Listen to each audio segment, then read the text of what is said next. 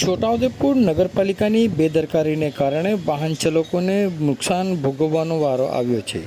છોટાઉદેપુર નગરપાલિકા દ્વારા જુમ્મા મસ્જિદની પાસે મેન રોડ ઉપર રસ્તાની વચ્ચે ગટરનું ઢાંકણું તૂટી જતાં તેના ઉપર જાળી મૂકી દેવામાં આવી હતી। આ વિસ્તારના લોકો દ્વારા પાલિકામાં ઢાંકણું બનાવવા માટે વારંવાર રજૂઆતો કરવામાં આવી છતાં પાલિકા દ્વારા ગટર ઉપર ઢાંકણું બનાવવામાં ન આવતા ગતરોજ એક મોટું અકસ્માત થયું હતું, જેના કારણે વાહન ચાલકને મસ્ત મોટું નુકસાન સહન કરવાનો વારો આવ્યો છે।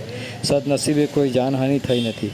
મુખ્ય માર્ગની વચ્ચે આ ઢાંકણું તૂટી જવાથી વાહન ચાલકો બાજુમાંથી પોતાના વાહનો પસાર કરે છે, જે વાહનો જુમ્મા મસ્જિદના મુખ્ય માર્ગ તેમજ શાળા પાસેથી પસાર થતા હોવાથી ભવિષ્યમાં અકસ્માત થવાની ભીતિ સેવાઈ રહી છે, જેથી વહેલી તકે છોટાઉદેપુર નગરપાલિકા તંત્ર દ્વારા ઢાંકણું બનાવી દેવા માંગ કરવામાં આવી છે।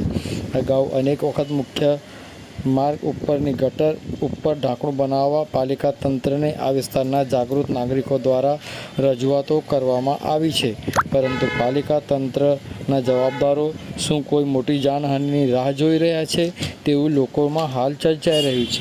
આવો સાંભળીએ આ બાબતે આ વિસ્તારના જાગૃત નાગરિક શું કહી રહ્યા છે, સાંભળો તેઓના મુખે। જુમ્મા મસ્જિદ આગળ અને પ્રાથમિક શાળા નંબર 2 ની આગળ 2-3 મહિનાથી આ ખાડો પડી ગયેલ છે અને જાળી ઉપર આવી ગઈ છે અને જાળી ઉપર આવી જવાના કારણે એક વેગેનાર કારનો એક્સિડન્ટ થયો છે।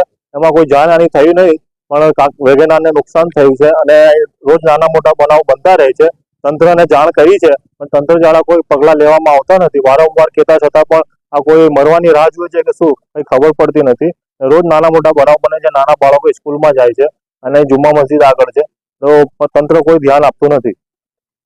નગરપાલિકાની ઘોર બેદરકારીના કારણે આ કોઈ બનાવ બનવાની રાહ જુએ છે અને બાજુમાં મસ્જિદ આવી છે તો ખાડાને બચાવવા લોકો મસ્જિદ પાસેથી ટર્ન મારે છે અને મસ્જિદની દિવાલને નુકસાન પહોંચાડે છે। તો જે કંઈ બી નુકસાન થશે એની જવાબદારી નગરપાલિકાની રહેશે અને નગરપાલિકા પાસેથી આ વસૂલ કરવામાં આવશે।